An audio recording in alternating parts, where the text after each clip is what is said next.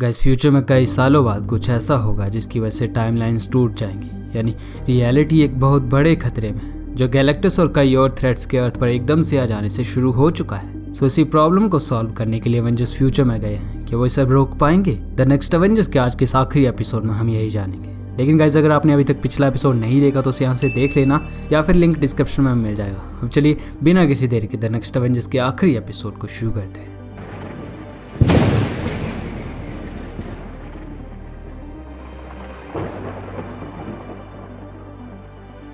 New York city एक पूरी mess में बदल चुकी थी। हिस्ट्री और फ्यूचर दोनों से ही कई थ्रेट्स इस वक्त प्रेजेंट टाइम में थे। होकाई कह रहा था, मारी हमें क्या करना चाहिए। मारी कहती है, लोगों की मदद करो होकाई, यही तो एवेंजर्स करते हैं।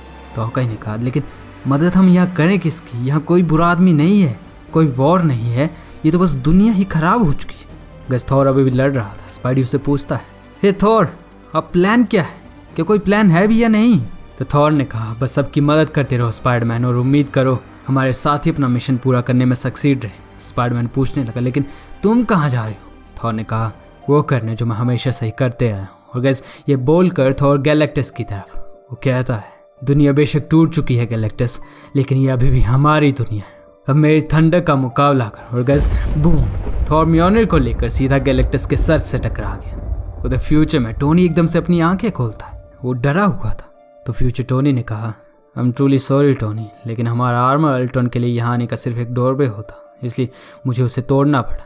पर gas Tony old iron man को बताता है कि उसने पिछली बार आर्मर को फिक्स कर लिया था, अल्ट्रॉन उसे कंट्रोल नहीं कर पाता। तो इस पर ओल्ड टोनी ने कहा, वेल अल्ट्रॉन हम सबसे स्मार्ट है टोनी, जितनी बार हमने उसे रोका वो और स्मार्टर और स्ट्रॉन्गर होता गया, इसलिए मैंने एक्सट्रीमिस्ट को भी तुमसे निकाल दिया है। टोनी कहता है, कोई बात नहीं, लेकिन ये बताओ कैंग हमारे टाइम में क्यों आया था और ये यहाँ कर क्या रहा है? इसने कहा हमारे बच्चों ने इसे फ्यूचर में मार दिया और हमें यहाँ आना होगा इन्हें रोकने के लिए, ताकि ये रियलिटी को डिस्ट्रॉय ना कर दे। गज ये बात हल्क और फ्यूचर टोनी को पता नहीं थी। कैंग ने उन्हें ऐसा कुछ बताया ही नहीं था। तो ये समझते ही कि कैंग कुछ चालाकी कर रहा है, हल्क उसे गले से पकड़ लेता है। कैंग सच बताओ, तुम क्या प्लान कर रहे हो? तो कैंग ने कहा, मुझे छोड़ो मॉन्स्टर। तो हल्क कहता है, कैंग मुझे सब बताओ, फ्यूचर में आगे क्या होगा और ये बच्चे तुम्हें क्यों मारेंगे? कैंग ने कहा, बैनर, तुम्हारे पास इस सबका टाइम नहीं है, हम में से किसी के पास नहीं है, इसलिए फोकस करो। इस पर फ्यूचर टोनी कहता है, वो सही कह रहा है हल्क, वो कल की प्रॉब्लम है, वो हम बाद में सॉल्व कर सकते हैं, लेकिन अभी हमें यहाँ देखना होगा। ये आज तक की टाइमलाइंस का मैप है फ्यूचर को छोड़कर। और वेल ये हमारे लिए पास्ट है, लेकिन तुम्हारे लिए टोनी ये फ्यूचर है। जो वॉर तुमने बाहर देखी वो टाइमलाइंस के टूटने का कारण होगी। पास्ट का कैंग अल्ट्रॉन को हराने के लिए हर टाइमलाइन से एक टीम लेकर आएगा, लेकिन वो अल्ट्रॉन को हरा नहीं पाएगा। अगर तुम्हें टाइमलाइंस को टूटने से बचाना है तो अल्ट्रॉन को हराना होगा, जो पॉसिबल नहीं है। इसलिए तुम टाइम स्ट्रीम में वापस आकर यहाँ फ्यूचर में अल्ट्रॉन और कैंग की बैटल शुरू होने से पहले के एग्जैक्ट मोमेंट पर यहाँ आओगे और अल्ट्रॉन को ये कन्विंस करोगे कि वो ये बैटल हार जाए, उसे खत्म होना होगा। और अभी तुम कैसे करोगे तुम ही डिसाइड करो। गज ये सब सुनने के बाद टोनी ने सिर्फ एक ही बात कही कि अगर यही प्रॉब्लम है तो इसे तुम खुद ही सॉल्व क्यों नहीं कर लेते? कैंग के पास तो टाइम मशीन भी है। तो फ्यूचर टोनी ने कहा, हम नहीं कर सकते, क्योंकि हम एक टाइम लूप में कैद हैं जिसे इसी कमीने ने बनाया है। और अब देखो ये भी यहीं फंस चुका है, पर सिर्फ यही टाइम में तुम्हारे पास जा सकता था टोनी, हम नहीं। इसने खुद अल्ट्रॉन को हराने की कई बार कोशिश की, लेकिन ये कामयाब नहीं हुआ, इसलिए अब तुम्हें ही ये करना होगा। बस उधर हल्क कैंग को बुरी तरह मारे जा रहा था, पर तभी कैंग कहता है, ओह क्या तुम ये फील कर सकते हो? ये फिर से शुरू हो रहा है, तुम मेरी इंसल्ट करने में अपना टाइम वेस्ट कर रहे हो। ये सुनकर फ्यूचर आयरन मैन टोनी को कहने लगा, टाइम स्ट्रीम फिर से फोल्ड हो रही है टोनी, लिसन केयरफुली, ये यहाँ इस पॉइंट पर तुम्हें उसे रोकना होगा। वैसे इस पूरे सीन में हम देख सकते हैं कि थॉर गैलेक्टस से हार जाता है, शील्ड, हेलिकॉप्टर और एवेंजर्स टावर सब डिस्ट्रॉय हो जाते हैं। लेकिन तभी टाइम स्ट्रीम के पूरी तरह टूटने से पहले फ्यूचर टोनी मार्वल बॉय से पूछने लगा, तुम कौन से कैप्टन मार्वल हो?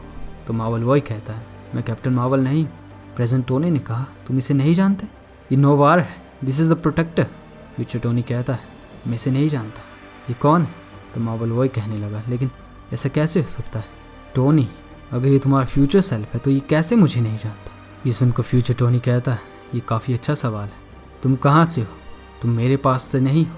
गजुधर हल्क कह रहा था, ये दोबारा हो रहा है टोनी, इन्हें बताओ इन्हें एग्जैक्टली करना क्या है। फ्यूचर टोनी मार्वल बॉय को कहता है, हाँ ये तुम ही वो चीज़ हो जो इस बार डिफरेंट है, मेरे पास्ट से डिफरेंट, यानी तुम्हें ही टाइम स्ट्रीम को टूटने से बचाना होगा। और गैस अभी बूम, टाइम स्ट्रीम वापस टूट गई और हमारे एवेंजर्स दोबारा अपने प्रेजेंट टाइम में कुछ घंटे पहले एपोक्लिप्स के साथ उस बैटल में पहुंच जाते हैं। थॉर उससे लड़ रहा था, पर तभी लोगन कहता है व्हाट द हेल हैपन। तो आयरन मैन ने कहा हम वापस आ गए और टाइम स्ट्रीम के टूटने की वजह से हम कुछ घंटे पहले आ पहुंचे। मारी बाकी के एवेंजर्स को बैटल में बैकअप के लिए बुला रही थी। दरअसल जो भी एवेंजर्स प्रेजेंट टाइम में थे उन्हें नहीं पता कि आगे क्या होने वाला है, क्योंकि उन्होंने टाइम ट्रैवल किया ही नहीं था, इसलिए उनके पास फ्यूचर की कोई मेमोरी भी नहीं है। यानी सिर्फ टोनी, लोगन, मार्वल और बकी इस सब के बारे में जानते हैं। बकी कहता है मारिया अभी कुछ हुआ था, आई थिंक हम में से कुछ अभी फ्यूचर से इस मूवमेंट में वापस लौटे। मारिया कहने लगी क्या, किसने और कब किया टाइम ट्रैवल? तो टोनी कहता है मारिया वो सही कह रहा है, तुम्हें मेरी बात ध्यान से सुननी होगी। थॉर और बाकियों को कहो ग्राउंड संभाले रहे, एपोक्लिप्स बस कुछ सेकंड्स में यहाँ से डिसअपीयर हो जाएगा। मारिया पूछती है लेकिन तुम्हें कैसे पता और वो कहाँ जाएगा? टोनी ने कहा कहीं और मारिया, जिससे हमें कोई फर्क नहीं पड़ता। मैं तुम्हें बता रहा हूँ हम ऑलरेडी ये लड़ाई लड़ चुके हैं। आई प्रॉमिस मैं तुम्हें सब बता दूंगा, लेकिन अभी के लिए मेरी बात सुनो। और गैस जैसा टोनी ने कहा वैसा ही हुआ, एपोक्लिप्स दोबारा गायब हो गया। इसके बाद टोनी मार्वल बॉय, लोगन और बकी के साथ टाइम मशीन बनाने में लग गया। लोगन और बकी की इस बार भी अपनी ही बातें चली हुई थी, पर तभी मार्वल बॉय ने कहा टाइम आ चुका है, पर क्या तुम्हारा आर्मर बंद है? टोनी कहता है हाँ ये करो बॉय, मैं रेडी हूँ, हमें वहाँ ले चलो जहाँ हमें जाना है। और गैस फिर बूम, हमारे चारों हीरोज फ्यूचर में पहुँच जाते हैं, बिल्कुल उस एग्जैक्ट मोमेंट पर जहाँ अल्ट्रॉन और कैंग की वॉर शुरू होगी। गैस सारी जगह तबाह हो चुकी थी और सब अल्ट्रॉन ने किया था। तो तभी लोगन कहता है वो आ रहा है। टोनी ने कहा हाँ मैं समझ गया, तो तुम सब यहाँ कैसे? किसी ने कहा। तो टोनी कहता है हम टाइम स्ट्रीम में ट्रैवल करके यहाँ आए। वो कोई अननोन कहने लगा मुझे चैलेंज करने के लिए। टोनी ने कहा नहीं। तो वो अननोन शख्स कहता है तो फिर क्यों? इस पर टोनी ने कहा हमें तुमसे एक फेवर चाहिए। गैस ये अल्ट्रॉन था, आयरन मैन उससे फेवर मांग रहा है। जो सुनते ही अल्ट्रॉन ने कहा ये तो काफ़ी इंटरेस्टिंग है, एक फेवर? किस तरह का फेवर टोनी स्टार्क अल्ट्रॉन से मांग सकता है? तो टोनी ने कहा कैंग दी कॉन्करर वो यहाँ आ रहा है और तुम उससे एक वॉर लड़ोगे अल्ट्रॉन। अल्ट्रॉन ने पूछा लेकिन क्यों, और वो यहाँ आएगा ही क्यों? टोनी ने बताया मुझे नहीं पता, और मुझे ये भी नहीं पता कि ये वॉर कैसे शुरू होगी। अल्ट्रॉन कहता है तुम्हारी इतनी कम डिटेल्स मुझे बता रही हैं कि तुम इंसान कितने लिमिटेड हो, लेकिन ये कहना पड़ेगा तुम्हारा इतने डेंजर की सिचुएशन में मेरे सामने खड़े होकर ये सब बोलना, तुम्हारी प्रेजेंस बता रही है कि तुम सच बोल रहे हो। लेकिन ये सब सुनकर मैं क्या करूं, मेरा इसमें क्या फ़ायदा?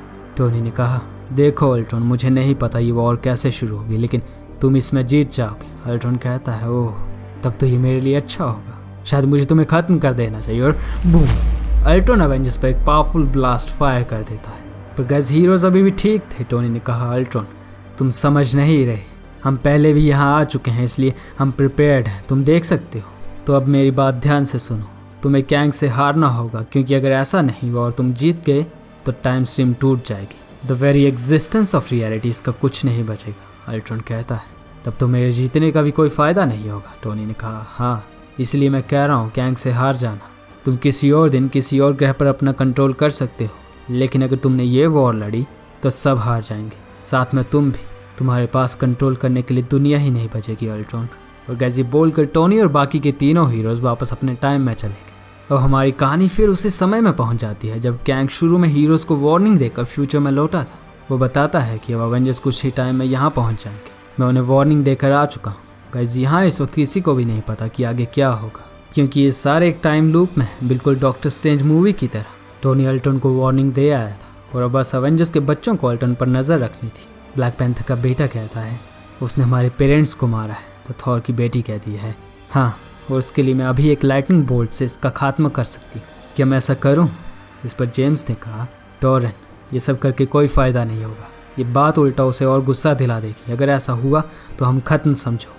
पर वो कुछ नहीं कर रहा है, मतलब कुछ भी नहीं, रुको ज़रा। और गैस उसके ये बोलते ही कैंग वहाँ आ पहुँचता है, वो भी हज़ारों वॉरियर्स के साथ, जिनमें विलन्स और सुपर हीरोज दोनों शामिल थे। यानी पक्का कैंग ने उन सबसे कुछ झूठ ही कहा होगा। कैंग की पूरी आर्मी अल्ट्रॉन पर हमला कर देती, लेकिन अल्ट्रॉन उस पर एक खरोंच तक नहीं आई, और अब वो फायर करने वाला है। पर गैस अभी अल्ट्रॉन खुद को ही डिस्ट्रॉय कर लेता है। अवेंजर्स के बच्चे, वॉर में शामिल सब, ये देखकर एकदम से कंफ्यूज्ड और हैरान हो गए, क्योंकि उन्होंने अल्ट्रॉन को ऐसे हारते एक्सपेक्ट नहीं किया था। डॉक्टर डूम ने कहा कैंग खुद को एक्सप्लेन करो, तुमने तो कहा था यह हमारे लिए खतरा होगा। कैंग कहता है ओ शट अप डूम। डूम ने कहा कोई भी डूम से इस तरह बात नहीं करता, अगर शायद डॉक्टर डूम कैंग को मार देगा। पर तभी कैंग ने सबको वहां से टाइम स्ट्रीम में वापस भेज दिया। जेम्स कहता है ये सब क्या हुआ? गैस कैंग अल्ट्रॉन के सर को उठाए हुए था। तुमने ये बर्बाद कर दिया अल्ट्रॉन, मैंने तुमसे ये उम्मीद नहीं की थी। गाइस इस गैंग को नहीं पता कि इसकी वॉर की वजह से टाइमलाइंस टूट जाएंगी। ये तो बस अल्ट्रॉन से लड़ने आया था ताकि वो ये साबित कर सके कि वो अल्ट्रॉन से भी पावरफुल है। गैंग वापस चला जाता है। गाइस टाइम स्ट्रीम अब ठीक थी, यानी अर्थ अब प्रेजेंट टाइम में भी सही है। इसके बाद अवेंजर्स अब दोबारा बिल्कुल वैसे ही फ्यूचर में आए थे, क्योंकि ऐसा होना ही था। तो ओल्ड टोनी उन्हें बताता है कि टाइमलाइंस अब सही है, शायद तुम लोगों ने कर दिखाया। 2 दिन पहले कैंग ने अल्ट्रॉन को हरा दिया और वो फिर चला गया। गाइस हल्क कैंग को बुरी तरह रिस्पॉन्सिबिलिटी का पार्ट पढ़ा रहा था, क्योंकि ये सब उसी की वजह से हुआ था। ओल्ड टोनी आयरन मैन को कहने लगा, मेरे साथ आओ टोनी, जब तुम अपने टाइम में वापस जाओ तो मुझ पर एक फेवर करना। अल्ट्रॉन तुम्हारी दुनिया पर कब्जा कर लेगा, चाहे आज तुमने उसे रोक लिया और कैंग को भी, लेकिन याद रहे तुम्हारे टाइम में वो वापस आएगा। तो कुछ भी हो जाए उसे जीतने मत देना, वरना तुम्हारे दोस्त, तुम्हारी फैमिली, सारी ह्यूमन सिविलाइजेशन खत्म हो जाएगी, जो तुम यहाँ देख ही रहे हो। हमारा टाइम तो बर्बाद हो गया टोनी, पर तुम अपने को बचा सकते हो, इसलिए उसे किसी भी कीमत पर जीतने मत देना।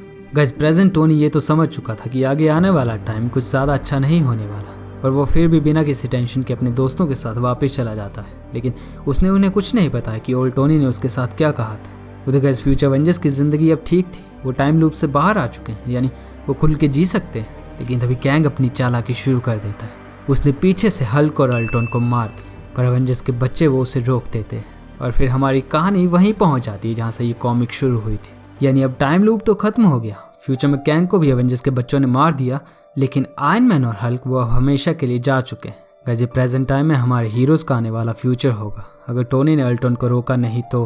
और अगर वो उसे रोक लेता है तो ये उनकी एक अल्टरनेट रियलिटी बन जाएगी, जिसमें टोनी और हल्क गैंग के हाथों मारे जाएंगे। गाइस ये स्टोरी यहीं खत्म होती है। एंड में ये काफ़ी कंफ्यूजिंग थी, लेकिन मैंने कोशिश की कि आपको आसानी से समझा सकूं। अब गाइस एक ज़रूरी बात, हम कुछ टाइम के लिए कॉमिक्स को रेस्ट दे रहे हैं और कुछ नॉर्मल वीडियोस पर फोकस करेंगे, क्योंकि मेरा शेड्यूल थोड़ा बिजी चल रहा है। तो होप सो आप आने वाली वीडियोस को भी एंजॉय करेंगे। अब ये वीडियो अच्छी लगी तो इसे लाइक कर दें। मिलते हैं हमारे नेक्स्ट वीडियो में, तब तक के लिए thank you and good bye.